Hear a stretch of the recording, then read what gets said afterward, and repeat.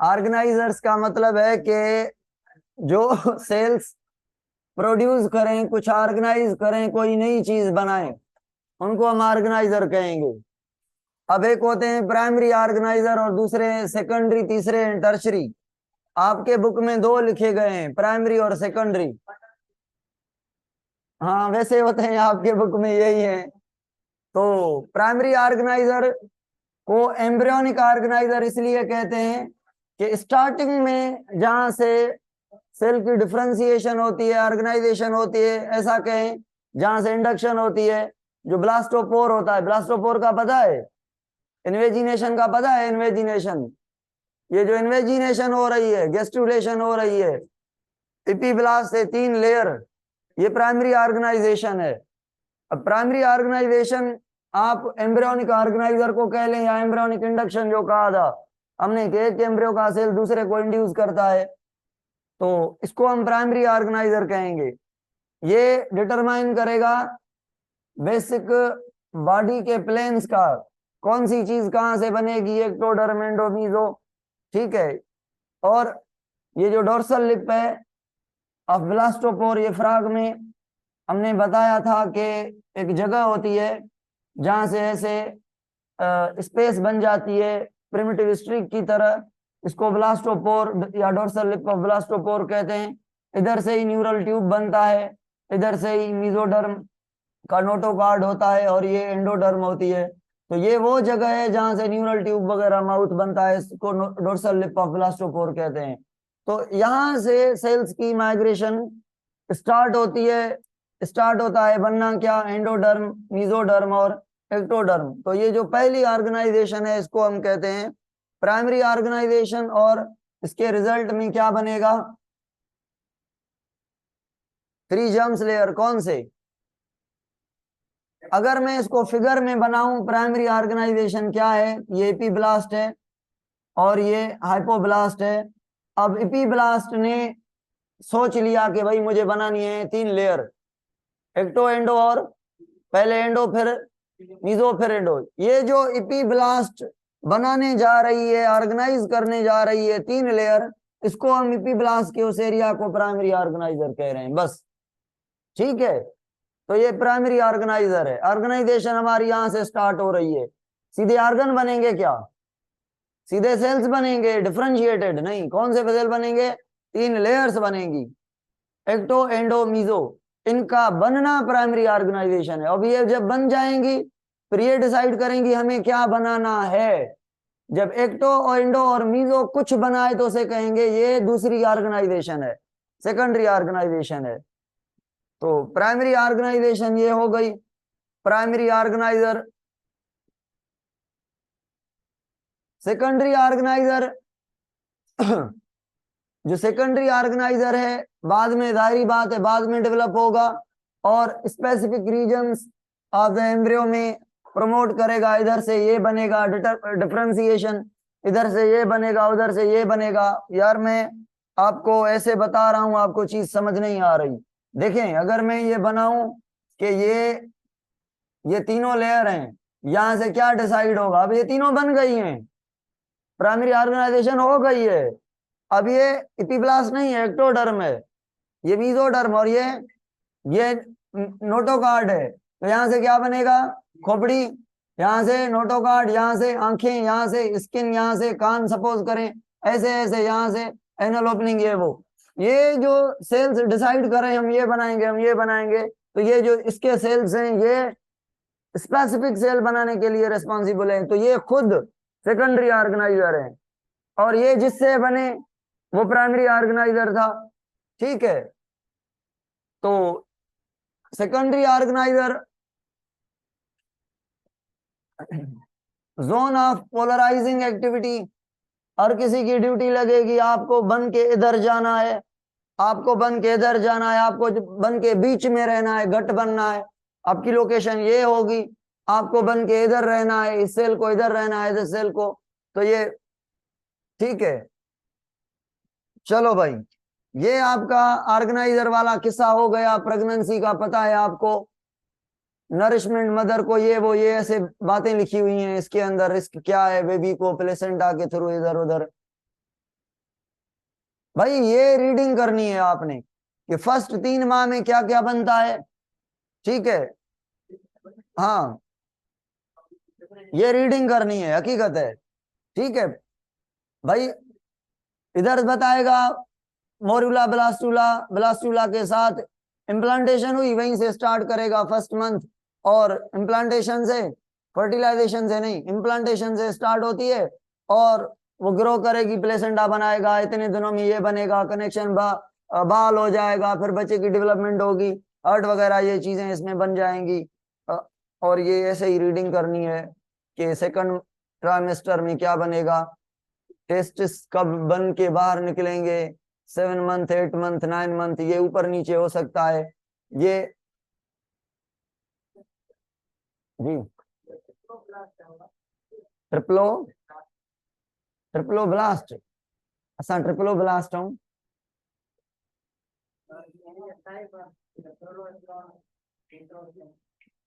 Proto ड्यूट्रो नहीं या type in worry वो ॿुधायां हाणे।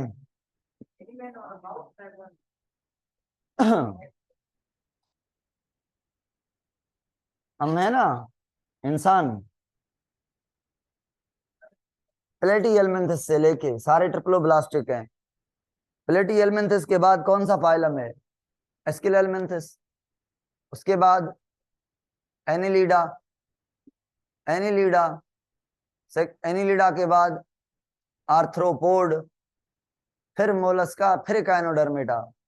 सीक्वेंस याद कर लेना यार ये तो। हाँ तो प्लेटिहेल्मिन्थस से लेकर सारे क्या हैं, ट्रिप्लो हैं।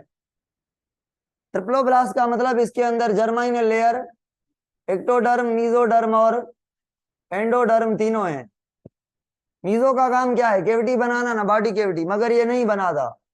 मतलब ये इसको मीजोडर्म है तो सही, मगर काम की नहीं, इतनी इवॉल्व नहीं। एस्किलहेल्मिन्थस भी ट्रिप्लोब्लास्टिक है, मीजोडर्म केविटी बनाता है मगर पाउचेस में। जो केविटी बनती है वो वैक्यूलेटेड केविटी कहलाती है, मॉडरेट डेवलप्ड है। उसके बाद जो फाइलम है आर्थ्रोपोडा, एनिलिडा सॉरी, यानी अर्थवाम, एनिलिडा से लेकर जो मीजोडर्म है वो बिल्कुल सिलोम बॉडी केविटी बना रही है, बॉडी की केविटी बना रही है। अब बॉडी की केविटी तो बनी, बॉडी के अंदर चेस्ट और एब्डोमेन की केविटी तो बन गई, इसको हम डिराइव कहते करते हैं मीजोडर्म से। भाई मीजोडर्म से बनती है। जितना आर्गन इवॉल्व होता जाएगा इस केविटी के अंदर आर्गन भी अच्छे बनते जाएंगे। आप देखेंगे कि प्लेटिहेल्मिन्थस के अंदर बीच में कोई ऑर्गन नहीं है, मास ऑफ सेल है जिसको मेसेनकाइम कहते हैं, पेरेन्काइमा सेल। कोई लिवर, हार्ट, किडनी नहीं है उसके पास। हाँ एक सिस्टम है, एक्सक्रीटरी सिस्टम है ना, याद है फ्लेम सेल वगैरह, प्रोटोनेफ्रीडिया। तो इसके बाद जो फाइलम आया वो कौन सा था, प्लेटिहेल्मिन्थस के बाद दूसरा ट्रिप्लोब्लास्टिक, एस्किलहेल्मिन्थस नेमाटोड। उसने थोड़ी, उसकी मीजोडर्म ने थोड़ी तैयारी पकड़ी, उसने बॉडी कैविटी भी झूठी झूठी बनाई और कुछ ऑर्गन्स भी बनाए। और जो एनिलिडा आया उसने बिल्कुल हार्ट भी बनाना स्टार्ट कर ली। हार्ट कहाँ से इवॉल्व हुई है, आर्थ्रोपोडा से। ब्लड वेसल बनी, कहाँ से बनेगी ब्लड वेसल, मीजोडर्म से। तो मीजोडर्म अब बोल रही है कि भाई मैं बड़ी हो गई हूं, मैं कुछ करूंगी। हमारे अंदर मीजोडर्म की कुर्बानी देखें तो हम सारे अंदर से गट के अलावा मीजोडर्म के बने हुए हैं। तो ये मीजोडर्म की इवोल्यूशन है। तो अब इसके टाइप, ट्रिप्लो की बात करें तो टाइप इसके बहुत सारे हैं, मगर प्रोटो और ड्यूट्रोस्टोम भी इसके टाइप हैं। प्रोटोस्टोम उनमें कहेंगे जिनमें पहले माउथ बने और बाद में एनस बने, और ड्यूट्रोस्टोम उसको कहेंगे पहले एनस। अब देखें ना, जो एंड थी, एक ग्रेनियल एंड और दूसरी क्वाडल एंड, क्वाडल एंड पर एनस बनेगी और क्रेनियल एंड पर माउथ बनेगा। अब ये जो है एंडोडर्म, एंडोडर्म जो है वो, अगर सपोज करें एंडोडर्म यहाँ पे है, यहाँ पे थी, ये बड़ी होके ऐसे बड़ी हो जाएगी, पहले यहाँ पे ग्रो कर लेगी, माउथ बनाएगी, तो हम कहेंगे ये प्रोटोस्टोम है। और ये एंडोडर्म पहले इधर ग्रो करके पहले है ना, पहले डेवलप कर रही है, तो ये ड्यूटरोस्टोम है। बस पहले और बाद हमारे बुक्स में ऐसा लिखा हुआ है, मगर इसकी डिटेल है ना क्यों पहले बन रही है, ऐसा क्या सिस्टम है, ऐसी क्या कॉम्प्लिकेशंस हैं, एक्चुअली सिस्टम ना कहें, कॉम्प्लिकेशंस ऐसी कौन सी इधर आ गई हैं कि हमने माउथ को डिले कर दिया है। न्यूरल ट्यूब इतना सेंसिटिव बन रहा है, ब्रेन, स्पाइनल कॉर्ड, तो बाकी डेवलपमेंट्स डिले हैं क्रेनियल एंड पर, तो ऐसे इनका सिस्टम होता है। राइट और लेफ्ट हर्ट ये अलग बातें हैं, पढ़ेंगे हम। सर अगर हर्ट राइट साइड बने तो क्या कहेंगे, कहेंगे तो डेक्स्ट्रोकार्डिया बनेगी, डेवलपमेंटल डिसऑर्डर से एनिमल किंगडम में पढ़ेंगे एंट्री में, क्यों ये होता है। अदना ने दिन छो वठी हुए मां के ॿियो चैप्टर पढ़ाइणो हुयो, मोटी अचाणे। हाँ भाई, तो ये थे एनिमल के टाइप्स। नाउ क्या है ट्विंस, 2 4, 2 कैसे बनेंगे,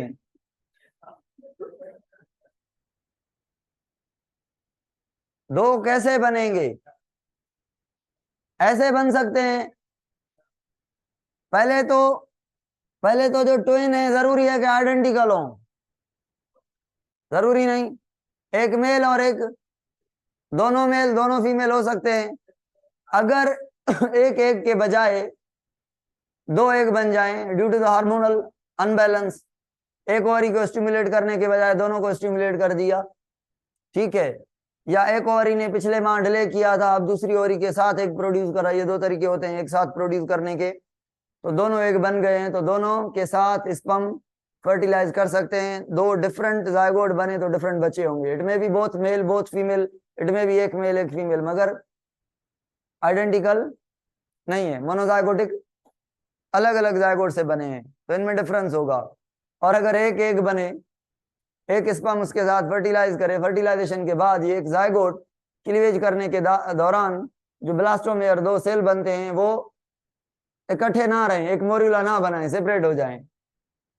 अगर सेपरेट हो जाएं तो एक जायगोट से ये एक ये दूसरा 2 जायगोट बन गए ना, ऐसा समझे माइटोसिस से।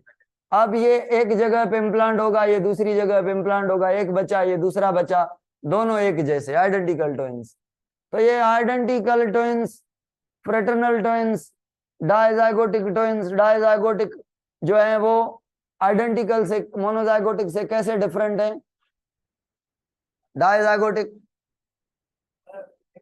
अलग होंगे, वो एक ही है, ठीक है। ये बाकी यही बातें करेगा। अगर एक जायगोट इधर बने एक इधर बने, ये भी क्लीव कर ले 2 जायगोट, ये भी क्लीव कर ले 2 जायगोट, ठीक है, ये ना करे एक ही रहे, सिर्फ ये 2 बन जाएं तो 1 2 3, ठीक है ना, ये भी क्लीव करे वो भी क्लीव करे सेपरेट तो 4, ऐसे बच्चे बन सकते हैं। नॉर्मल कंडीशन में बच्चे कितने होने चाहिए, एक कंजॉइंट अटैच होंगे वो, जैसे डेवलपमेंटल डिसऑर्डर है, क्लोज उनकी जो है अटैचमेंट होगी, इम्प्लांटेशन साथ होगी, जो उनकी डेवलपमेंट है वो मर्ज हो गई होगी, जो अम्नियन कोरियन है दोनों को एक ने लपेट लिया होगा, ठीक है, वो बहुत सारे क्लोज एक ही दीवार में लगे होंगे थोड़े डिस्टेंस से, तो ऐसे होता है। माथा एक का उधर एक का उधर, या कभी कभी माथे अटैच होते हैं, डिपेंड अपॉन द कैसे इम्प्लांटेशन हुई है। पैरों से भी अटैच हो सकते हैं, माथे से भी अटैच हो सकते हैं, माथे से ज्यादातर बच्चे होते हैं। डेवलपमेंट क्लोज होती है, बहुत क्लोज होती है कि आइसोलेशन सेपरेशन नहीं की जाती।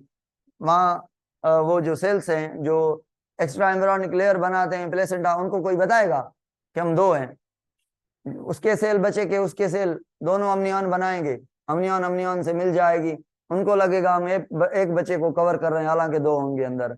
जब एक ही जगह पे हो जाएंगे तो डेवलपमेंट मिक्स होगी।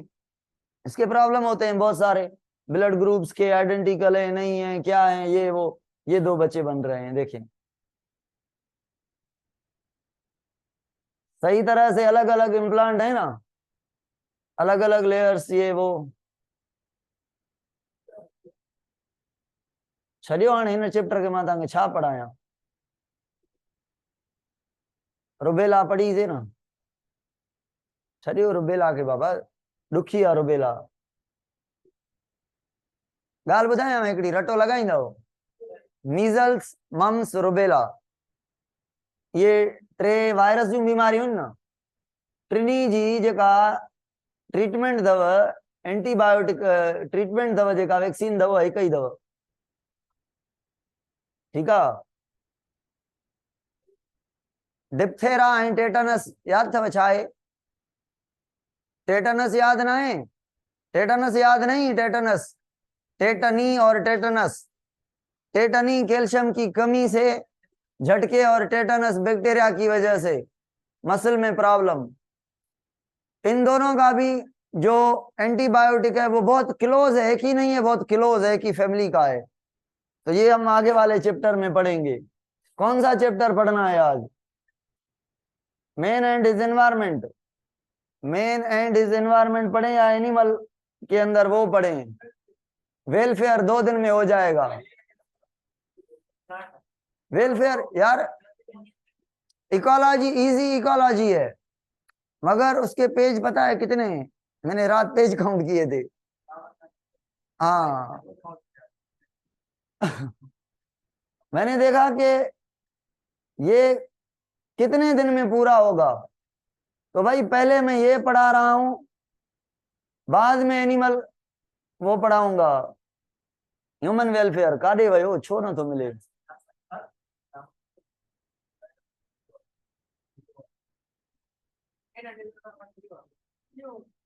इहो खुटे ही न पियो जेको इहो हुयो हाँ मैन एंड हिज एनवायरमेंट पोइते है ना अब इसमें 3 टॉपिक मेन है अब इसमें पढ़ना है कि इंसान के लिए जो इंसान रह रहे हैं पाकिस्तान में पूरी दुनिया में उनके लिए जो ऑर्गेनिज्म है ऑर्गेनिज्म उनसे क्या फायदा होगा क्या फायदा मिलेगा क्या मिल रहा है क्या नहीं मिल रहा तो उसको कैसे प्रमोट करेंगे ठीक है तो क्या नुकसानात है उनको कैसे डील करेंगे तो पहला जो बड़ा टॉपिक है वो वैक्सीनेशन है जो हम जल्दी में पढ़ेंगे बिल्कुल जल्दी में 20 मिनट में पढ़ा हुआ है इसीलिए जल्दी में पढ़ेंगे दूसरा जो मोस्ट इंपॉर्टेंट टॉपिक है वो एनिमल हस्बेंड्री है मगर कुछ भी नहीं लिखा है इन्होंने शॉर्टकट कर दिया है इसको मगर जो लिखा हुआ है पढ़ेंगे और फिर टेक्निक्स पढ़ेंगे कि कैसे क्रॉप को अगर 5 मन पर एकड़ मिल रही है यील्ड तो हम इसको कैसे 50 तक ले जाएंगे ठीक है अगर एनिमल के अंदर नहीं है प्लांट के अंदर है अगर एनिमल के अंदर भी होती तो हम कहते अगर 5 किलो मिल्क कोई बफेलो काऊ दे रही हो तो उसको 10 किलो तक कैसे ले जाएंगे या बीफ कैसे बढ़ाएंगे क्वालिटी कैसे बढ़ाएंगे मगर वो पोर्शन होना चाहिए था यार होम गार्डनिंग घर में प्लांट ग्रो करवाएंगे अब पूछेगा घर में कौन से प्लांट ग्रो करेंगे भाई बड़ा कोई ट्री तो नहीं लगाएंगे ना छोटे प्लांट होंगे वेजिटेबल वगैरह फ्लावर्स ये वो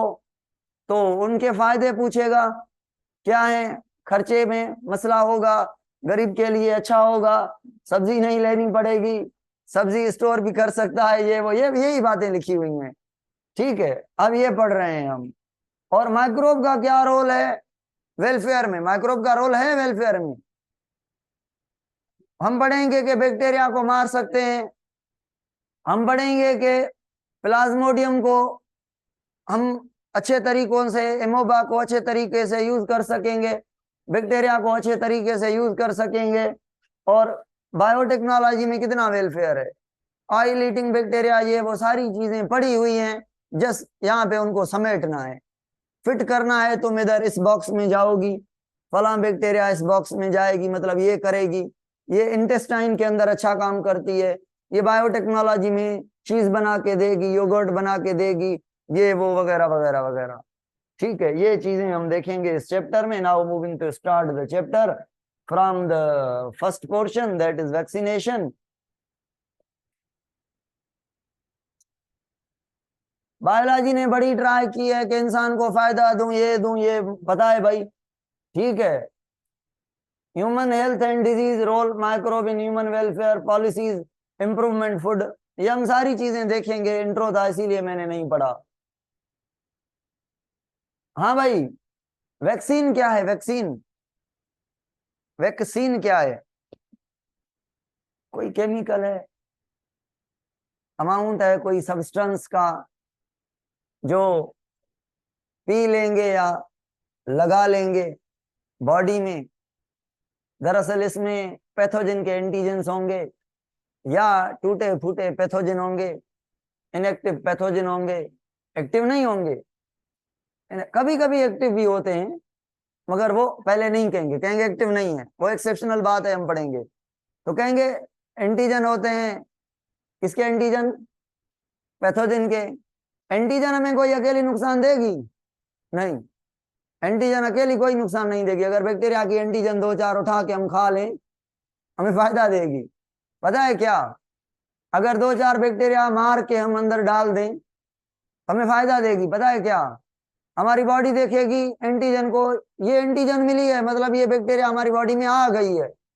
बॉडी ये नहीं कहेगी कि फला बंदे ने ये डेड बैक्टीरिया की एंटीजन ली है, वो कहेगी ये एंटीजन है, इट मींस ये बैक्टीरिया है। तो हमारी बॉडी क्या करेगी? करेगी इम्यूनिटी बना लेगी। इम्यूनिटी बना लेगी उस एंटीजन को देख के, उस डेड बॉडी को देख के, इनएक्टिव वायरस, इनएक्टिव बैक्टीरिया को देख के। तो यही वैक्सीन है, पैथोजेंस के पार्ट्स को इंट्रोड्यूस करना केमिकल के फॉर्म में। माउस से तो ओरल वैक्सीन, इंजेक्शन से तो ये वैक्सीन है, वैक्सीनेशन। पहले तो बड़ी इसकी हिस्ट्री है वैक्सीनेशन की। इसको हम डिजीज को मैनेज करने में बड़ा रोल करेंगे, इंटीग्रेटेड डिजीज। बहुत सारे ऐसे डिजीज हैं, देखेंगे disease management, primary preservation, prevention, ये वो सारी चीजें, ये टर्म आएंगे, हम देखेंगे। हाइजेनिक कैसे रहना है, इनसे कैसे कंट्रोल करना है। डिजीज को मैनेज करने के तरीके हैं होस्ट रेजिस्टेंट। होस्ट क्या है? उसको पावर है डिफेंस का, उसमें ऐसी पावर है कि वो पैथोजन को क्या कर रहा है? रेजिस्ट कर रहा है। जैसे मैं प्लांट का एग्जांपल बताऊं, टेरिडोफाइट होते थे ना, एंजियो से जमनों से पहले, उन्होंने पता है जिंदा रहने के लिए क्या किया था? गंदे किस्म के केमिकल पैदा किए, स्मेल वाले, एडोर वाले। तो जो एनिमल खाने गया सूंघ के बाहर चला गया, नहीं भाई ये मुझे नहीं खाना, ये गंदा है। ये भी एक रेजिस्टेंट है।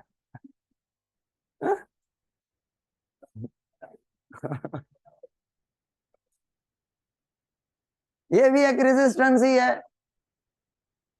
हमारी बॉडी के अंदर वेक्स का प्रेजेंट होना, स्किन डेड का होना, कितने पैथोजन के लिए हमारी ये स्किन रेजिस्टेंट है।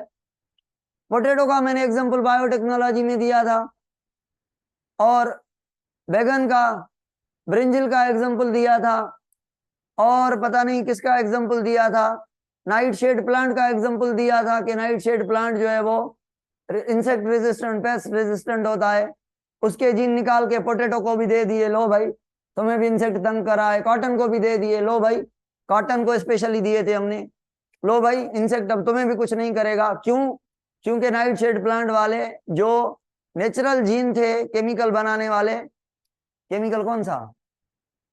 वो केमिकल जिसके होने से उस प्लांट को इंसेक्ट खाएंगे क्या? करीब ही नहीं आएंगे। तो हमने वो गिफ्ट दे दिया किसको? कॉटन को भी। अब कॉटन को भी कुछ इंसेक्ट नहीं खाते, क्यों? क्योंकि वो इंसेक्ट रेजिस्टिंग जीन है, वो केमिकल पैदा करेगा और केमिकल वो अवॉइड करवाएगा इंसेक्ट से। इंसेक्ट कहेगा नहीं भाई इसको नहीं खाना, ये गंदा है।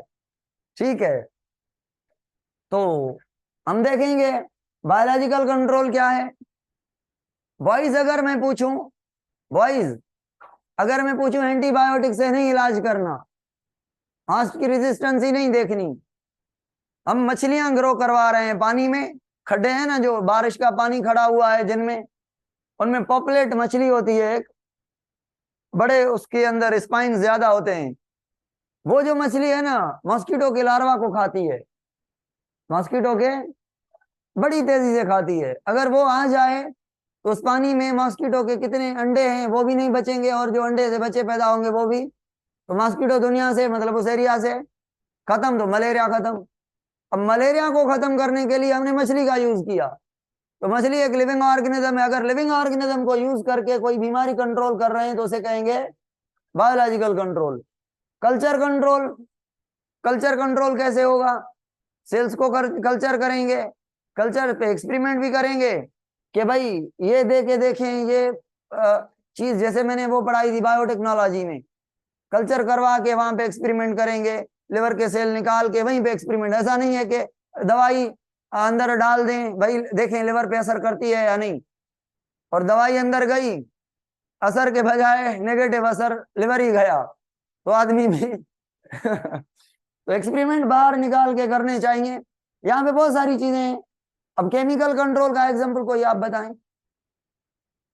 स्प्रे जो करते हैं ये एंटीबायोटिक केमिकल नहीं है और क्या है?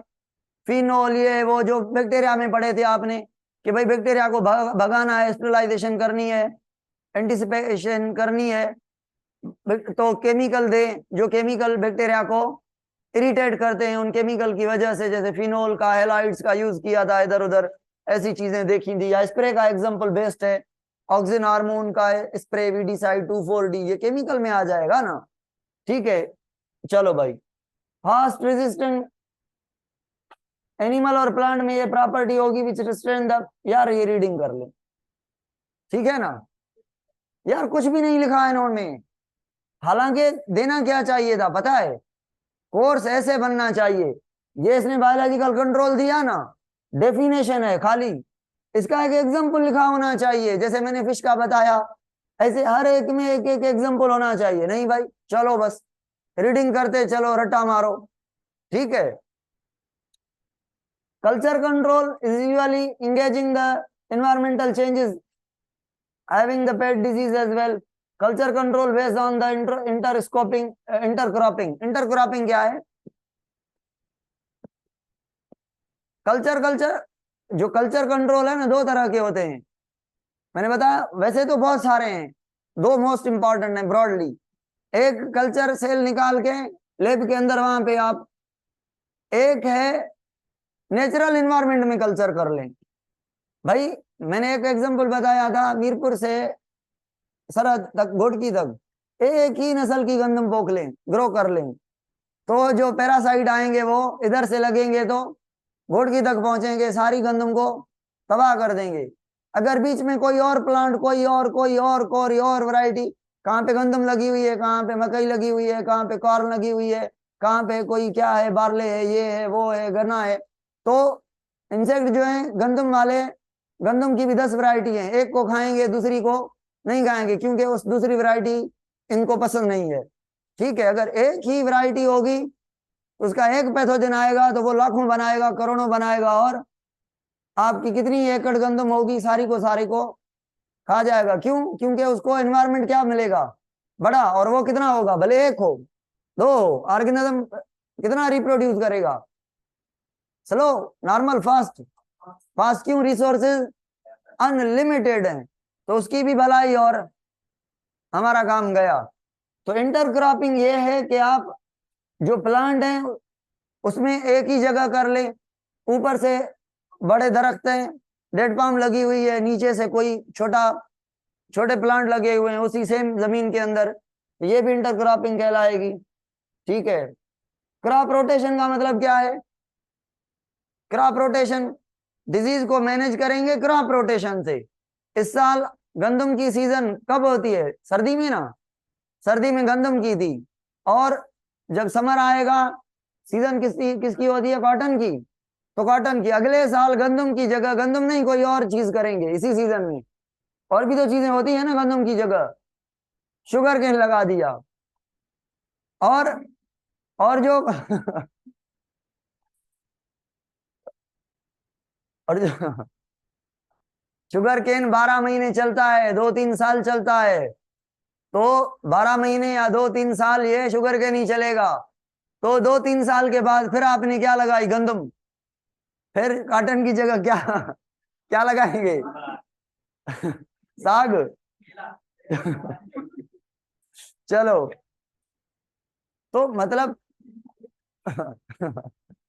बॉयज मुझे ये बताएं, बॉयज हो छोकरा, हाँ भाई भले सुने यार, छोड़े कमंद बुधो। इंटर क्रॉपिंग और क्रॉप रोटेशन में फर्क आया समझ। इंटर क्रॉपिंग मतलब एक जगह में बड़े एरिया में मुख्तलिफ मुख्तलिफ प्लांट, और क्रॉप रोटेशन एक सीजन में एक तो दूसरी सीजन में कोई और। तो ये सीजनल चेंज है और ये एरिया के हिसाब से चेंज है। चलो फिर ये ड्रम आ रहे हैं ना, इन पर रुकना पड़ रहा है, नहीं तो कह लूं मैं रीडिंग करो। इसकी नहीं करनी थी ना, इसमें बड़े जो है field sanitation sanitation and manipulation of spreaded dates. अब यहाँ पे जो है ना, यहाँ पे सॉइल को भी मतलब चेंज करना है। सॉइल अगर सॉइल के अंदर मिनरल कंटेंट या वाटर की कैपेसिटी इधर उधर हो गई है तो उसमें कोई साल्ट खत्म करने की टेक्निक, बड़ी इसमें बड़ी टेक्निक्स आ गई हैं। साल्ट को मैनेज करना, जमीन की पोरोसिटी को मेंटेन करना, एयर को मेंटेन करना। भाई वो देना है क्या, एनिमल का डंग जमीन को दे देना है, या जो सेंड है पोरोसिटी नहीं है, पानी नहीं रुक रहा, जमीन पर नीचे जा रहा है। पानी क्यों जमीन में नीचे जाता है? सॉइल के पार्टिकल छोटे होने की वजह से या बड़े होने की वजह से? अगर आप रेत ले लेना और एक चिकनी मिट्टी ले लें, दोनों पे पानी आप लगा दें, तो जो पानी है वो सैंड में चला जाएगा नीचे, और जो चिकनी मिट्टी होगी उसके ऊपर खड़ा रहेगा। चिकनी मिट्टी के जो पार्टिकल्स हैं वो बहुत छोटे होते हैं, उनके बीच स्पेस नहीं होती, तो पानी ही नहीं जाता नीचे। तो यहाँ पे अगर पानी का मसला है तो जमीन को उसके हवाले से चेंज करना, ये वो करना। Techniques provide small benefits when integrated with other techniques, this significantly improve the disease management. हाँ भाई, केमिकल कंट्रोल स्प्रे वगैरह इसमें ऐसा कुछ नहीं है, इसमें इजी लिखा हुआ है। एम्स एंड ऑब्जेक्टिव, क्यों डिजीज को मैनेज किया आपने?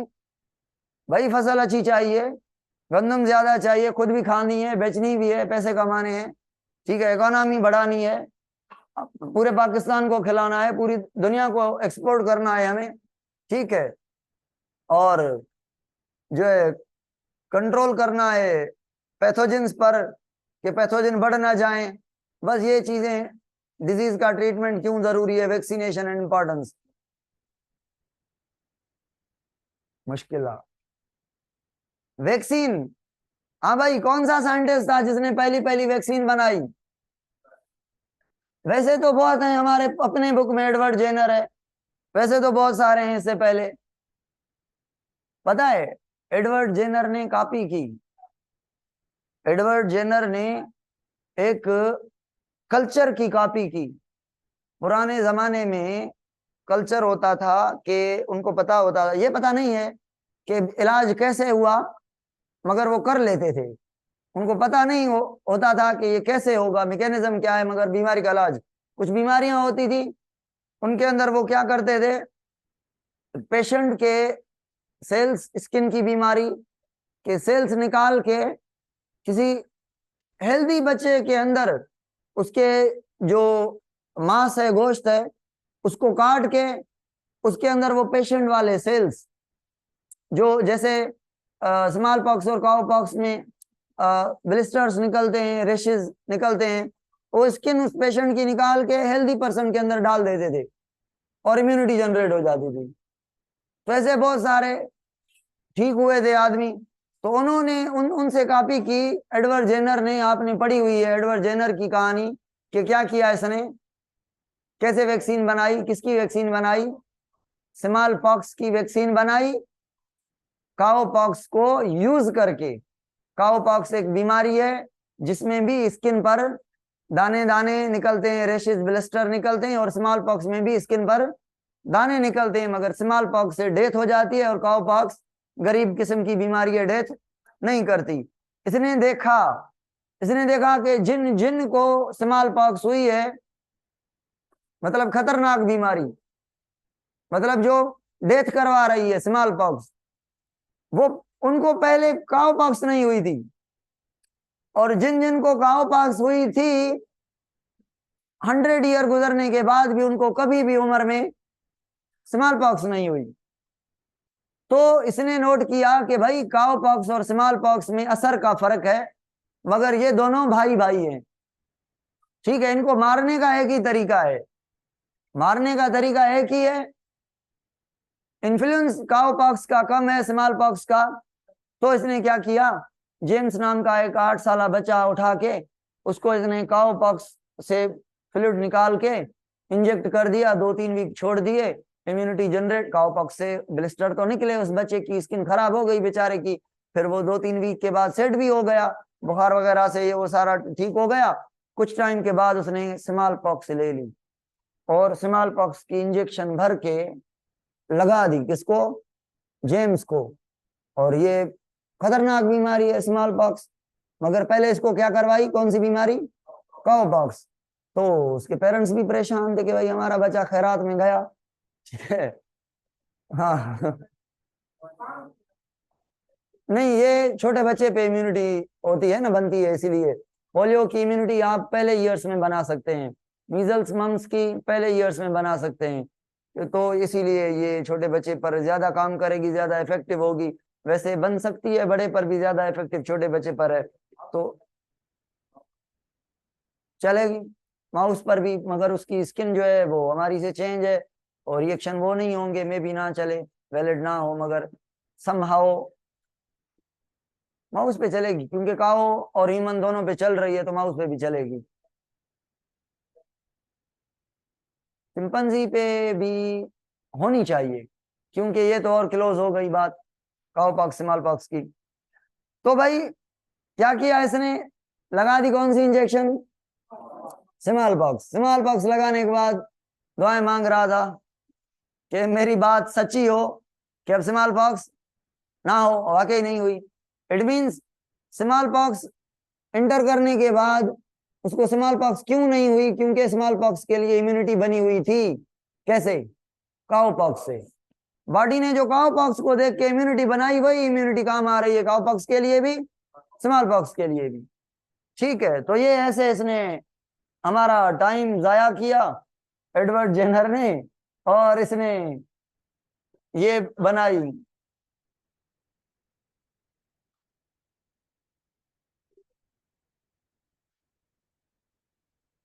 हैंग थी हुई अच्छा सिस्टम, अच्छा। लुइस पास्टर की इम्यूनाइजेशन एंथ्रेक्स के अगेंस्ट इसने बनाई, ये याद कर लें।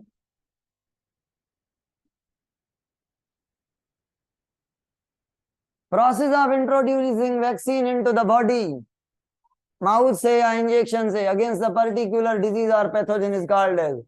तो वैक्सीनेशन प्रोसेस है, और जो केमिकल है उसको वैक्सीन कर रहे हैं, और ये वैक्सीन इम्यूनिटी में हेल्प करती है। कौन सी इम्यूनिटी, फर्स्ट सेकंड या थर्ड लाइन, फर्स्ट और सेकंड तो इनबॉर्न है ना, अडाप्टिव तो थर्ड लाइन है ना, नहीं, तो थर्ड लाइन के बारे में ये बात करेगा। चिकन पॉक्स, यार मक्ख जे वेहण सां असांजो बोर्ड सॼो हैंग थो थी वञे। When the individual choose for vaccination expose themselves variation disease including, इनखे पढ़जे अदा, इनखे पढ़जे ॿुधो, हिन में ॿ ॻाल्हियूं टे आहिनि हिन सॼे में टेटनस वारियूं, ॿुधो। When the individual choose to forgo vaccination, they expose themselves to various disease including pneumococcal influenza, hepatitis virus B C वगैरह, कोविड वगैरह, या more notably adult are often the primary source of whooping cough infectious, which can be particularly fatal for younger individuals. Therefore it becomes imperative for adults to protect themselves, their families and their community by receiving the appropriate vaccination. Adult पर जो भी बीमारी आती है ना, वो ज्यादा effect करती है एज कंपेयर टू छोटे बच्चों के लिहाज से। अडल्ट को बहुत स्टरलाइज रहना चाहिए, स्टरलाइज तो नहीं, हाइजेनिक कह लें, रहना चाहिए, और वैक्सीन कर लेनी चाहिए जो जो बीमारियां आम हमारे माहौल में हैं।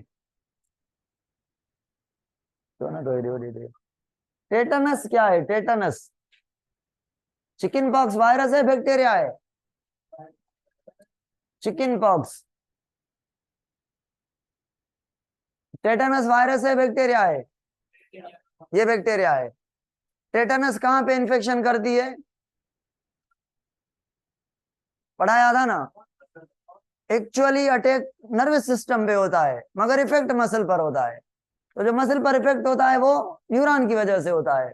अटैक इसका नर्वस सिस्टम पर होता है, न्यूरॉन पर होता है। तो टेटनस की वजह से जो स्पाज्म, झटके वगैरह ये वो आते हैं मसल के, ये बैक्टीरियल डिसऑर्डर है, एंटीबायोटिक से ट्रीट होगा, एंटीबायोटिक इसकी ट्रीटमेंट होगी।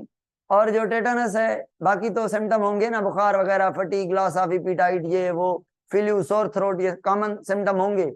इफेक्ट जो होगा वो मसल पर होगा, अटैक जो होगा वो नर्वस सिस्टम पर होगा। चिकन पॉक्स ब्लिस्टर बनते हैं और इसमें भी काउ पॉक्स की तरह, बस ये याद करना है। वर्सेला जोस्टर वायरस जो है इसका नाम, ये रेशेस करती है।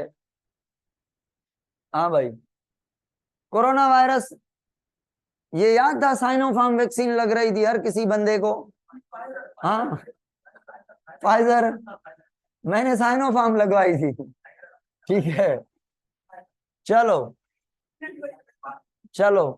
पॉक्स वायरस, काओ, स्मॉल पॉक्स, फीवर, सोर, रेशेस, ये सिम्टम। ये जो पॉक्स थी ना, इसके लिए वेरिसीला याद कर लें, वैक्सीन का नाम रट्टे मारने हैं इस चैप्टर में।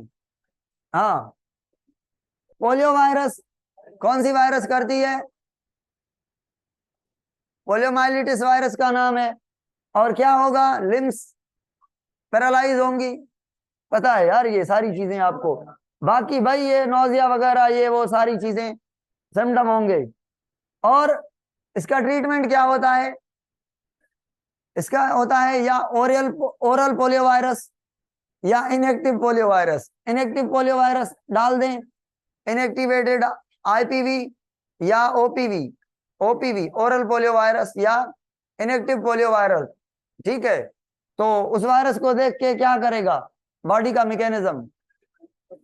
कौन सी उम्र में ये करवाएंगे इम्यूनिटी पोलियो की? बच्चे में 5 साल तक, बर्थ से 5 साल तक बच्चे ने इम्यूनिटी बना ली तो बना ली, फिर कभी नहीं पोलियो के अगेंस्ट ये इम्यूनिटी बनेगी। अच्छा, हेपाटाइटिस वायरस। हेपाटाइटिस, कौन सी हेपाटाइटिस है जिसकी वैक्सीन नहीं है? सी की नहीं है मगर जुगाड़ी है। हाँ, इनएक्टिवेशन होती है खाली वायरस की। हेपाटाइटिस बी की पता है वैक्सीन क्या है? उसका डीएनए जो है, आरएनए जो है, डीएनए रिकॉम्बिनेंट बनाते हैं। वो रिकॉम्बिनेंट बना के, मतलब हार्मलेस बना के, उसमें के डीएनए में खतरनाक सेगमेंट चेंज करके, सिंपल करके उस हेपाटाइटिस बी वायरस को हम क्या कर देते हैं? इंट्रोड्यूस बॉडी में। तो हेपाटाइटिस बी वायरस, प्रोटीन वही लगी होती है मगर डीएनए क्या होता है? Change, recombinant. उसकी वैक्सीन को कहा जाता है रिकॉम्बिनेंट वैक्सीन। और ये जो वैक्सीन होती है परफेक्ट होती है अगर इनिशियल स्टेज में लगे तो। अगर ना लगे तो सबसे खतरनाक जो हेपेटाइटिस है वो हेपेटाइटिस बी है, लिवर को इन्फ्लामेट करके। हेपेटाइटिस के सिम्टम क्या होंगे? फीवर होगा, पेन होगा, फटीग होगा, है ना, और वोमिटिंग, स्पॉटम, और जंडिस, लॉस ऑफ एपेटाइट, ये वो सारी चीजें। हेपेटाइटिस बी की वैक्सीन, यहाँ पे एक और चीज याद करेंगे।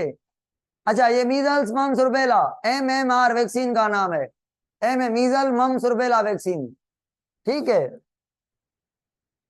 मीजल मम्स रुबेला में ये सिम्टम, मीजल्स होगी तो क्या समझ रहे हैं? कितना बुखार होगा?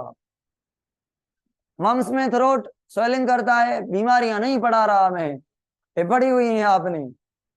ठीक है, यहाँ पे जस्ट ट्रीटमेंट वैक्सीन के ऊपर काम है यहाँ पे मेनली। ठीक है, बीमारियां तो आपने वायरस में पढ़ के रखी हैं।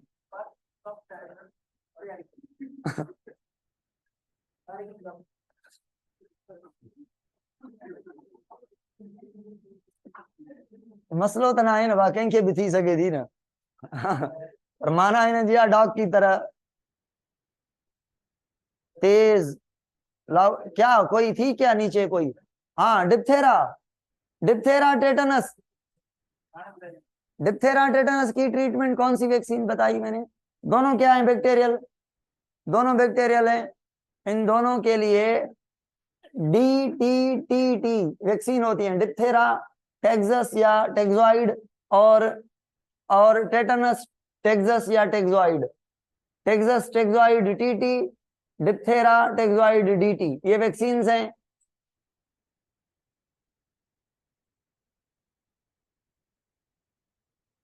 Role of vaccine in preventing polio, measles, hepatitis and tetanus. Time थी आज कारण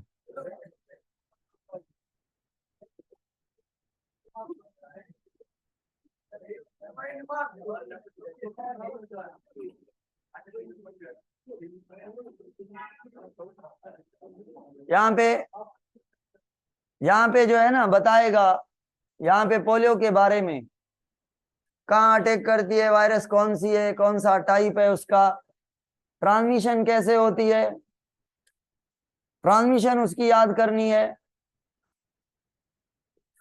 फिकल जो डंग वगैरह मटेरियल है, सलीवा वगैरह से, कंटामिनेटेड वाटर और फूड। हेपेटाइटिस के बारे में सुबह पढ़दा देंगे।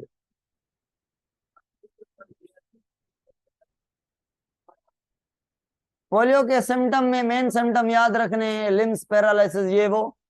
बाकी तो एपिटाइट, नोजिया वगैरह ये वो सारी चीजें, कॉन्स्टिपेशन, एब्डोमिनल पेन होगा। वैक्सीन जो है IPV OPV पढ़ा हमने।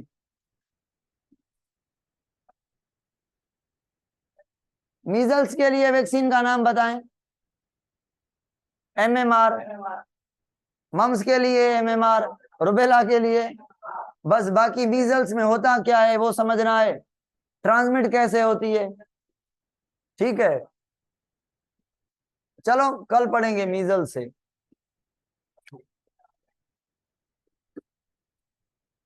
वायरस में ये बीमारी डिटेल में दे ही छना।